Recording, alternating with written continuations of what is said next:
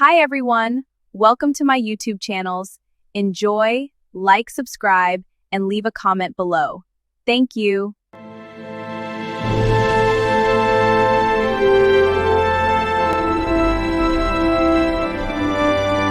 When it is time for the holiday, I become the saddest person on earth. And that is because home no longer feels like home. My name is Shalewa, and I am the 20-year-old bastard child of my family. I was born into what I thought was a perfect family of 5. My dad, my mom, and 2 siblings, Keji and Kunle. We are the Kosokos, a name that meant something in the Irewolede estate. Everyone knew us, not because we were rich or powerful, but because we were united. Ours was the type of family people admired from afar. We laughed together, played together, and faced every challenge side by side. The saying "fight one, fight all" was practically written for us. When KJ and I got into the university, nothing changed. We stayed together in the same hostel room and always found a reason to return home during the holidays. Home for us was not just a place, it was a feeling, a comfort, until one Saturday evening shattered everything. As always, we were all in the living room. Dad sat on his favorite chair reading the newspaper, adjusting his glasses every second.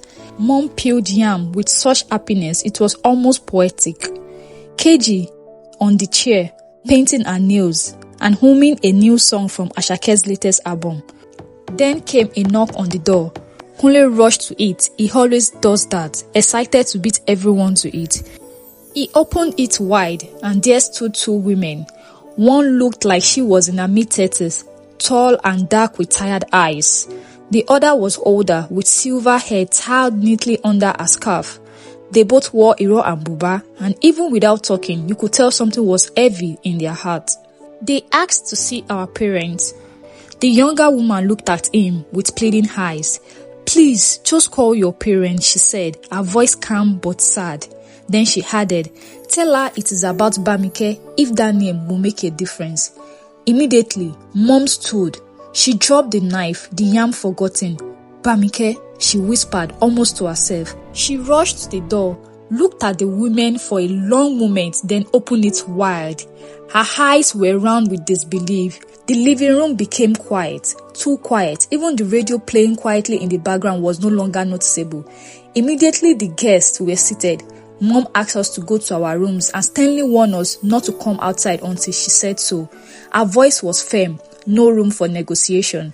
We obeyed, shuffling away like soldiers dismissed from duty. But something about the tension in Mom's voice kept echoing in my mind. It was sharp and anxious, trembling with an emotion I couldn't place. 5 minutes into our confinement, curiosity began to bubble in my chest. I paced around the room like a cat in a cage. I tried to distract myself by reading, even played a game on my phone, but it was no use. The question kept tugging at me. Who were those women? We hardly ever had visitors, let alone ones that made Mom act so strangely. Unable to resist the pull, I rose and with careful, calculated steps, I tiptoed out of the room and down the corridor leading to the dining room, which shared a thin wall with the living room. The voices inside were low at first, murmurs, broken sentences, the sounds of someone sobbing softly. Then I heard Mom loud and furious. "You, Ajoke, you were the one?" Her voice hit me like a slap. It was raw with a mixture of pain, shock, and disbelief. I froze. "I am sorry, ma," came the calm, teary voice of the woman Mom had called Ajoke. It was a broken kind of apology, gentle, remorseful, and weighed down by history. I leaned in closer. The room fell into silence. Then Mom began again, but this time her voice shook as she spoke. "I welcomed you people into my life, Ajoke. I welcomed you and your mother when you had nothing. I shared my home, my heart. I prayed with you. I told her everything. And now this." There was a rustling of cloth. Perhaps Mom had stood up, maybe pacing as she often did when her emotions had spiraled. She continued, now her voice with a mixture of anger and confusion. "I don't even know if I should be mad at you or grateful. I don't know anymore. I don't know anything anymore. At this point, her voice cracked and she broke into tears. The sound of it shattered something in me. My mother was not the kind of woman who cried in front of people. She was a fortress. Apparently, Ajoke and her mother used to sell dry melons egusi in Oja Agbe, the local market in Arepo, where my parents lived when they were just starting out. My mother had been one of their regular customers, stopping by their mother's store every other week. But it wasn't just the shopping that drew her there, it was the companionship. Ajoke's mother, fondly known as Ajoke, was the kind of woman who radiated warmth, the kind whose voice made you believe that everything would be alright. In those years, my parents were struggling, married for 5 years without a child. My mother had begun to feel the pressure, society, family, even the silence at home. She had confided her pain in Iyajoke, pouring her heart out in hushed tones between purchases. These conversations often took place around Joke, who was 17 then and preparing for university. My mother described how those small talks and heartfelt prayers from Iyajoke gave her hope in her darkest times. She told me not to give up. Mom saw. She said I would carry my child, and I believed her. Mom went on to recall how she had taken a special liking to Joke. She often paid extra for the melon she bought, not out of pity, but because she genuinely wanted to support their struggling household.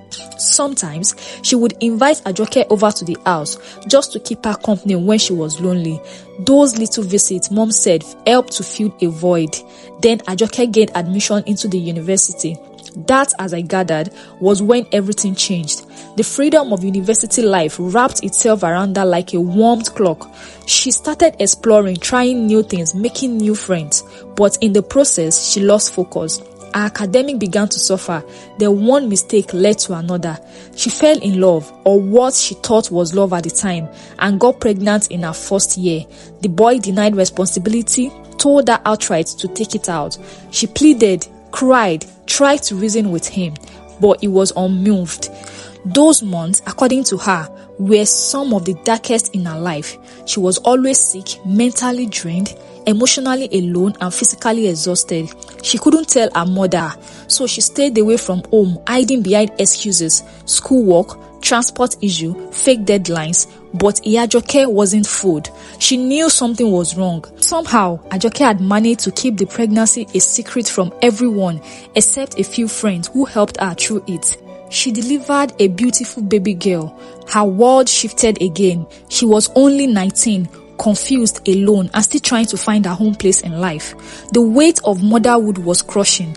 Every sleepless night, every cry of her newborn chipped at her strength. She knew she couldn't do it, not like this. She had no money, no partner, and no clear plan.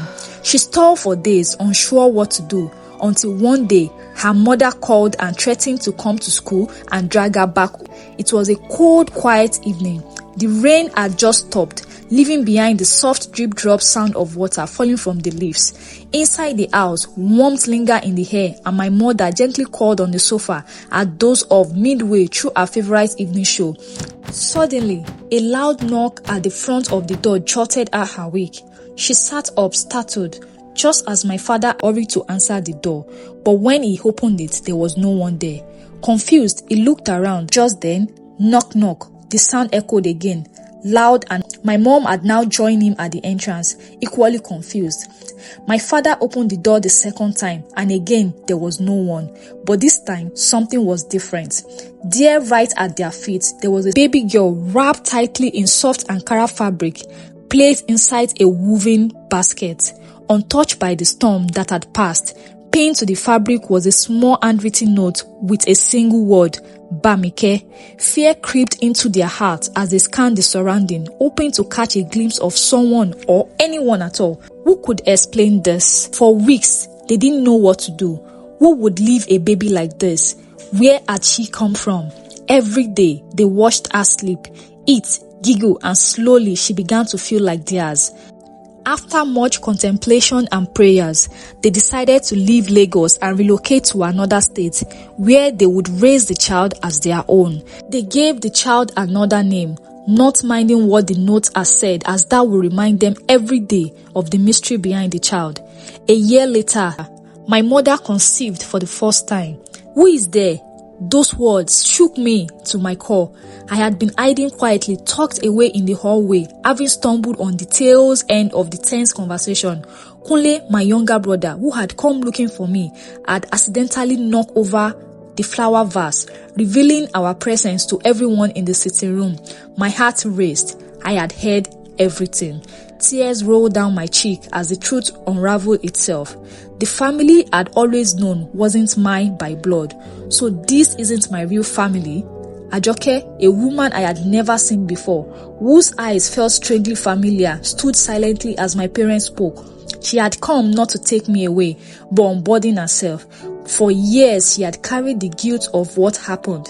She finally found the courage to tell her mother her secret. That years ago, in desperation and fear, she had left a baby at someone's doorstep. That baby was me. Her mother had insisted they come clean, and so they did.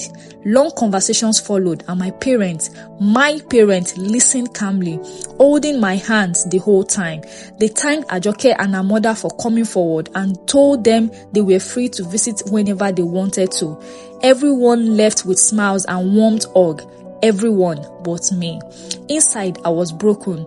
I felt lost, like a stranger in my own life.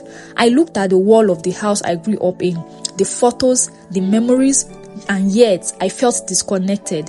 Though my parents' love never changed, I couldn't help the feeling of being an outsider, a guest in the life I thought was mine. I still live together with them. We still laugh together, eat as a family, but something inside me is still trying to heal. I am learning to accept it, to move past the odds and remind myself that love, real love, isn't always bounded by blood. But truth be told, sometimes I feel like the bastard child. Well, moral lessons.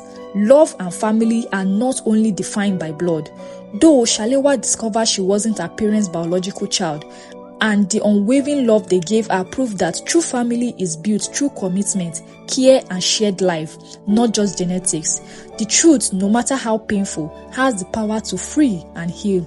Ajoke's confession shattered the illusion of Shalewa's life, but it also opened the door to honesty, identity, and potential reconciliation. Truth, when delayed, is often the first step towards healing. Kindness can plant seeds that grow beyond our understanding. Shalewa's mother once helped Ajoke and her mother out of pure compassion without expecting anything in return. That same kindness came in full circle, blessing her with a child she longed for, even if the path was unexpected. Healing takes time. It's okay to grieve what you thought was true. Your emotions are valid, and you don't have to rush the journey toward peace.